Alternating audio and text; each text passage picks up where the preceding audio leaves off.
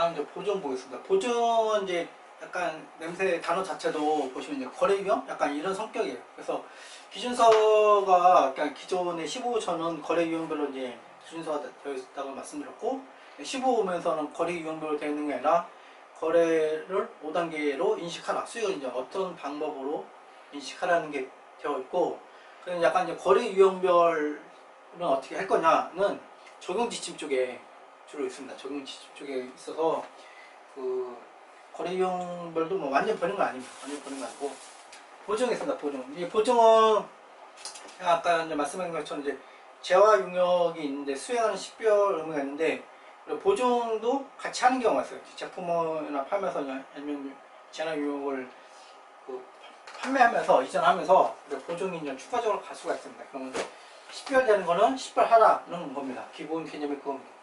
고객이 보증을 별도로 구매할 수 있는 선택권 가지고 있다면 그 보증은 구별되는 용역입니다. 그러니까 별도로 판매하는, 그러니까 고객한테 이제 별도로 팔 수도 있거든요. 우리가 이제 그 자동차도 예전에는 그 지금 모르겠는데 자동차도 예전에 뭐 기본 몇만 마일까지는 기본 보증이 있고 추가 몇만 마일은 여러분들이 뭐 돈을 더 내시면 몇만 마일 추가로 보증해드리겠습니다. 뭐 이런 식으로 이제 프로모션 했던 적도 있는 것 같아요. 그런 식의 보증은 구별되는 용역입니다. 그래서 기업이 이제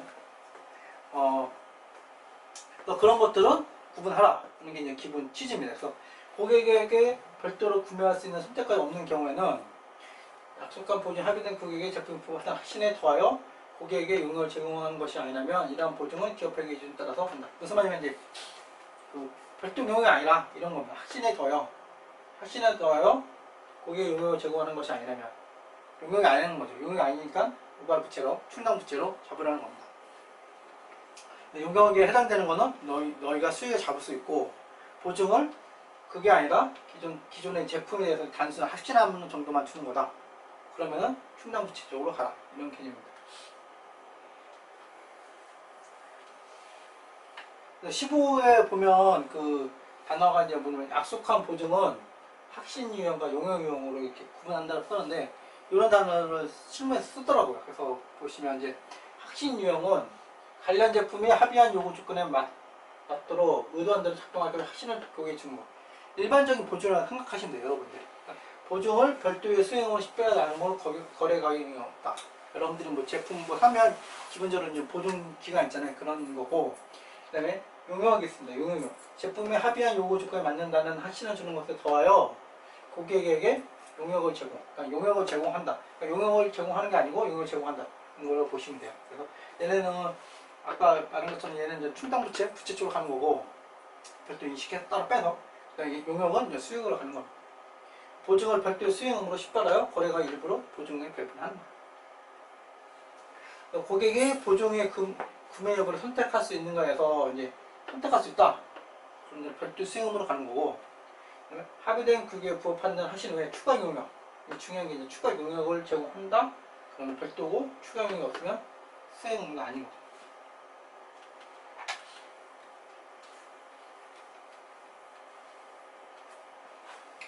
다음 이제 추가 재화 용역에 대한 고객의 선택권인데 이것도 이제 말이 어렵습니다. 추가 재화 용역에 대한 고객의 선택권.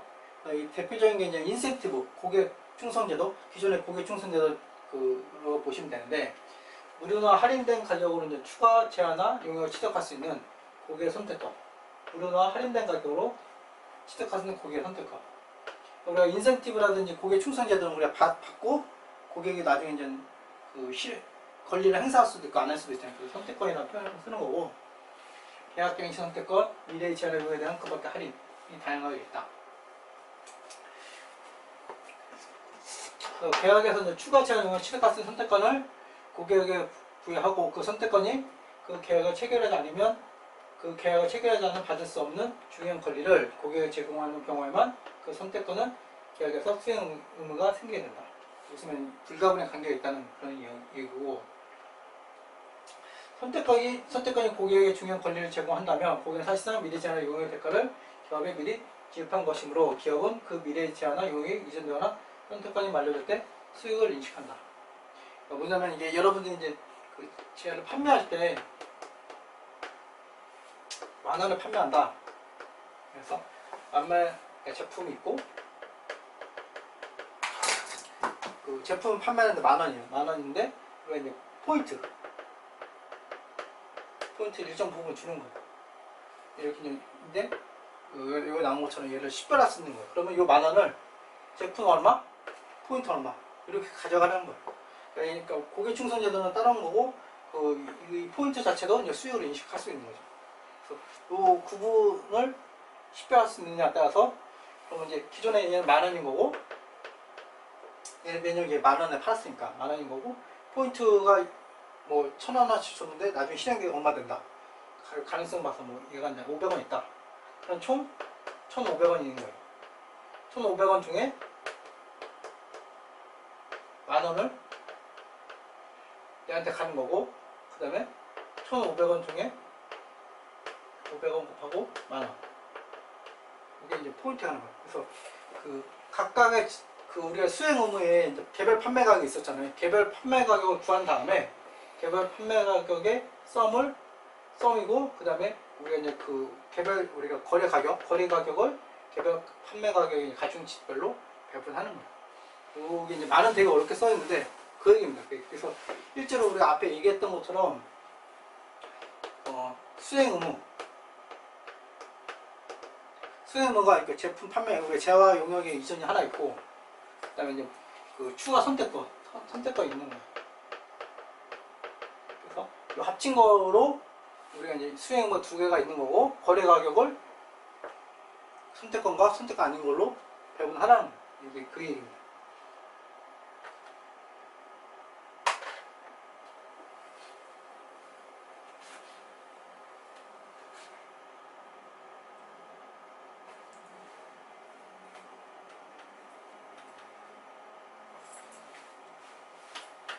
반품감이 있는 판매입니다. 실제로 그래서 그 중요한 부분이 이제 아까 그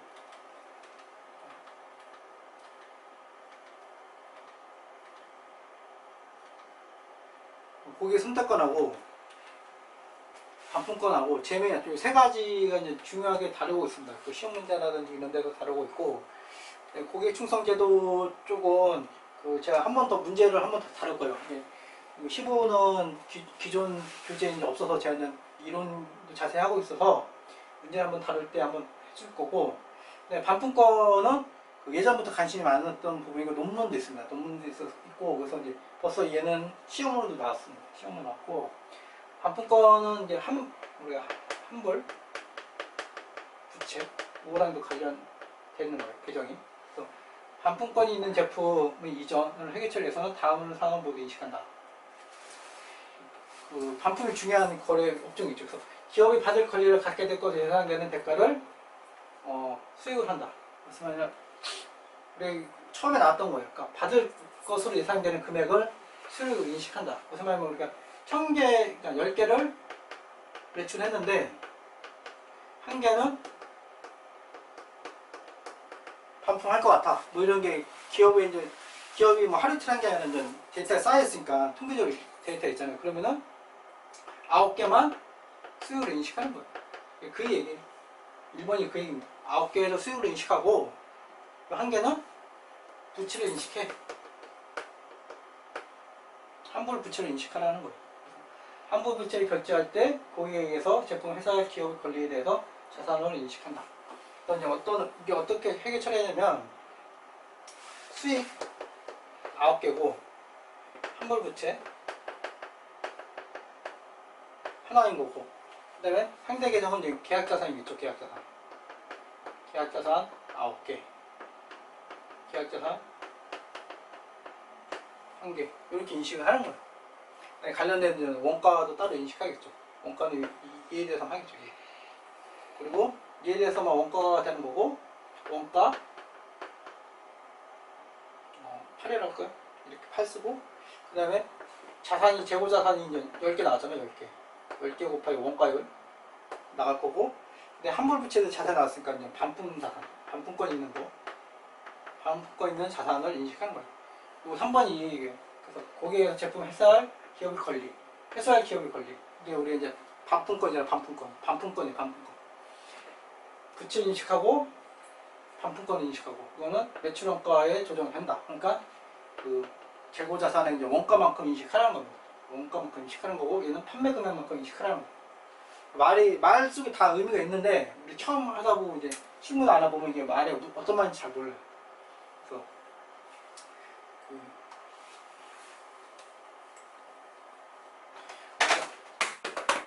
우리가 이제 물건을 제한을 응용을 해주면 환불이 안 될 거야. 거의 확실한 것들만 수익으로 인식하는 거고 환불이 예상되는 거는 환불 부채로 인식하는 거고 그 다음에 환불될 자산과 그 자산 있잖아요. 그러면 우리가 권리가 있으니까 그 반품권으로 인식하라는 겁니다. 네, 그 얘기입니다.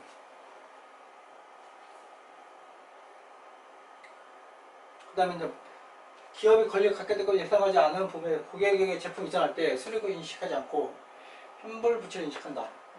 이게 그 얘기고 기업은 제품을 이전하고 그 대가로 권리를 갖게 될 것으로 예상하는 금액을 다시 평가하고 이에 따라 거래가격과 인식된 수익 금액을 바꾼다. 이 얘기는 그 환불 기간이 뭐 짧으면 상관없는데 좀 길 수도 있잖아요. 그러면 그 기간마다 평가를 하라는 거예요. 조정하라는 거죠.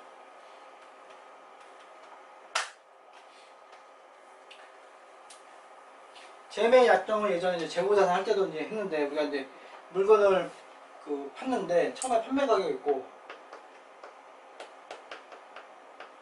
재매입 있잖아요. 재매 가격. 판매 가격이 재매보다 크면 일반적으로 이제 우리가 이제 그 차액으로 평가하는 겁니다. 금융 약정으로 이제 금융 약정으로 표현하는 거고, 그 다음에 재매 가격이 이제 판매 가격보다 낮을 수가 있잖아요. 그럼 뭐 판매 리스라든지 뭐 다른 걸로 이제 처리하는 거죠. 그래서 재매 약정은 우리가 이제 일반적으로 기업이 또 다시 사야 되는 무조건 있는 의무가 있는 거고, 이건 뭐 거의 금융 약정이겠죠. 그다음에 자산을 다시 살 수 있는 기업의 권리, 살 수 있는 권리를 줄 수 있는 거. 그래서 이제 콜 옵션을 주는 거고, 고객이 요청하면 자산을 다시 사야 하는 기업의 의무, 풋 옵션. 고객이 요청하는 거. 그러니까 이거는 내가 그 기업이 갖고 있는 권리고, 세 번째 거는 기업이 요청하는 거야. 기업이 요청하면 사야 되는 의무가 있는 거. 그래서 의무이기 때문에 이제 풋 옵션을 하는 거고, 얘는 다시 살 수 있는 권리이기 때문에 콜 옵션. 이런 식으로 표현하는 것 뿐입니다. 그래서 큰 개념은 그 판매가격과 재매 가격을 비교해서 그 우리가 재매 가격이 높으면 당연히 이제 그 우리가 금융 약정을 보는 거고, 그다음에 판매 가격보다 재매 가격이 낮으면 정상적인 거래로 우리가 쳐다보는 거예요. 그래서 판매 리스라든지 다른 걸로 보는 거고, 그런데 이게 더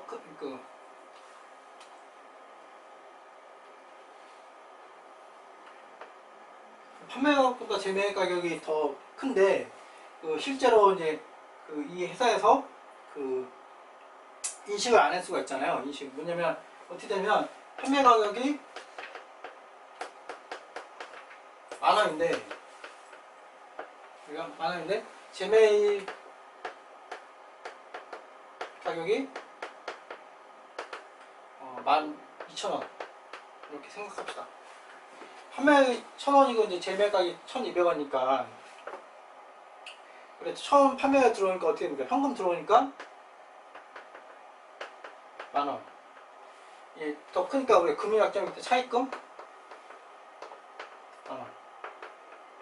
이런 식으로 이제 첫 번째 회계 처리하고, 그다음 나중에는 이제 우리가 12,000원에 다시 사야 되잖아요. 12,000원 다시 사야 하기 때문에 차입금을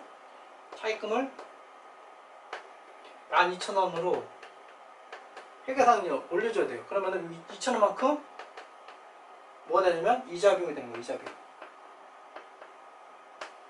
차이만큼 이자 비용이 되는 겁니다. 그런데 이 회사에서 매입 약정이 있었는데 재매입 약정을 안 한 거예요. 안 하고 실제로 이 회사가 그대로 산 거예요. 그러면은 어떻게 합니까? 그러면은 차입금은 날려줘야 되잖아요. 차입금을 12,000원 날려주고, 이거만큼 실제로 팔았으니까 수익으로 12,000원만큼 이렇게 가는 겁니다.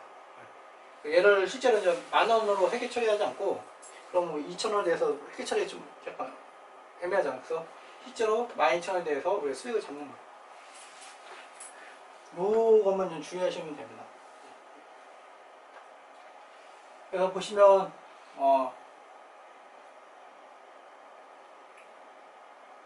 기업이 자산을 원래 판매가보다 낮은 금액 할 때는 사용을 다시 사야 하는 경우는 이제 우리가 이제 판매후 리스, 낮은 가격으로 할 때 이제 판매후 리스인 거고, 판매 가격 이상으로 금액을 다시 사는 거는 금융 약정입니다.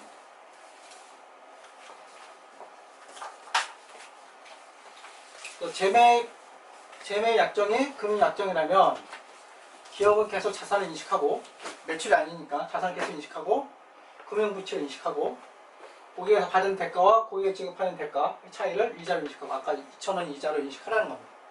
해당되는 경우에는 처리원가와 보유원가를 인식하고, 중요한 거 옵션 행사자에서 소멸되면 부채를 제거하고 수익을 인식하는 겁니다. 아까 이제 12,000원을 없애주고 수익을 인식하나 그런 겁니다. 재매입 약정 이거는 풋옵션인 경우입니다. 우리 기존에는 앞에는 이제 선도와 콜옵션인 거고, 지금은 이제 기업이 이제 고객이 사라는 고객이 다시 재사줘 그럴 때는 풋옵션이 있는 경우고, 그래서 마찬가지로 이제 이때는 하나 더 들어가면 경제적 유인이 있냐 없냐, 경제적 유인이 유의적이냐 한 번 더 보고, 고객이 그 권리를 행사할 경제적 유인이 유의적인 경우, 유의적인 경우는 고객한테 이제 유리한 경우겠죠. 그래서 이때는 판매 리스로 하고, 근데 판매 리스가 아니라면 리스를 하라. 그러니까 기본적으로 리스라고 보시면 되고요. 그 다음에 그렇지 않고 이제 고객이 자산의 원래 판매가 낮은 가격으로 권리 행사할 경제적 유인이 유의적이 않다면 반품권이 있는 걸로 해서 우리 회계 처리를 합니다.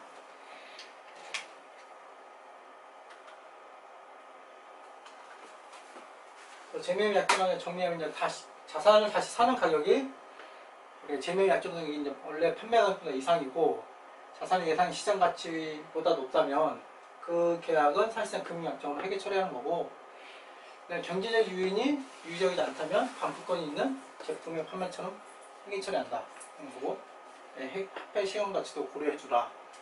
옵션이 행사하지 않을 때 소멸된다면 부채를 제거하고 수익을 인식하고, 요게 이제 좀 주의를 하셔야 되는 거죠. 표시를 보겠습니다. 표시도 뭐 이렇게 시험 문제 나오고 그러는데, 보시면 이제 계약 당사자 이제 계약을 수행했을 때 수행 정도에 따라서 이제 지급 관계에 따라 계약은 이제 계약 자산이나 계약 부채, 아까 말씀드린 것처럼 계약 자산, 계약 부채를 인식하는데, 계약 자산이라는 건 우리가 기대하게 받을 거로 횟수 가능성이 높은 거를 계약 자산 하는데, 그 중에서도 이제 계약 자산 중에서도 대가를 받을 무조건적인 권리는 수치 채권으로 구분하는 겁니다. 약간 확정이라고 보시면 돼요. 확정 채권, 약간 개념을 그런 개념으로 보시면 돼요. 확정 채권인 거고, 계약 자산인 거는 약간 확률이 들어간 개념이라고 보시면 됩니다. 그래서 무조건적인 권리는 그 어떤 특정 시점 되면 그냥 권리가 생기는 거죠. 내가 돈을 받을 권리가 생긴 겁니다. 그러면 수치 채권으로 구분하려야 됩니다. 무슨 말이냐면, 얘는 이제 우리가 계약 자산이나 계약 부채는 수행 의무를 따지는 거고, 수치 채권은 수행과 관계없이 특정 시점이 되면 권리가 무조건 생기는 거예요. 그런 거는 수치 채권으로 표현하는 거예요. 수치 채권은 대가를 받을 무조건적인 권리이다. 시간만 지나면 대가를 지급받게 한 때가 되는 경우 대가를 받을 권리는 무조건이다. 그러니까 특정 시점에 그냥 받는 권리가 생기는 거예요. 그런 거 수치 채권으로 구분해서 표시하라 는 겁니다. 기업이 현재 지급 청구권이 있으면 그 금액이 미래에 환불될 수 있더라도 수치 채권을 인식한다.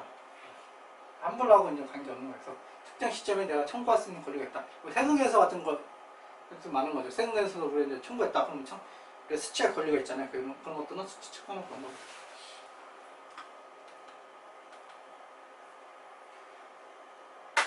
여기까지 기준서하고 이제 우리 적용 지침에 대해서 이제 설명을 드렸고, 실제 제가 이제 적용 사례 1번하고 63번 여기 적어드린 이유는, 그러니까 문제가 이제 기준서가 어떻게, 기준서하고 이제 사례 이렇게 있는데, 우리 계산 문제는 사례에서 많이 나오고 있습니다. 사례에서 이제 거의 숫자만 바뀌는 수준, 사례를 어렵게 내지도 않고 숫자만 바뀌는 수준에서 나오고 있습니다. 그다음에 이제 비계산 문제는 그냥 기준서에 나오고 있고, 그래서 아직까지도 15 관련돼서는 계산 문제뿐만 아니라 그 비계산 문제도 나오고 있습니다. 나오고 있고, 간평사 같은 경우는 보니까 이제 공인회계사라든지 세무사 쪽 문제가 그 그 다음 연도나 뭐 이렇게 나오는 것 같아요. 뒤따라서 나오는 것 같습니다. 그래서 이제 새로운 기준서, 리스크 기준서도 새롭게 바뀌는데 그런 것들은 다 이런 그 회계사나 그 세무사 좀 문제를 풀어보시면 간평사 준비하시는 분들 도움이 될 것 같습니다.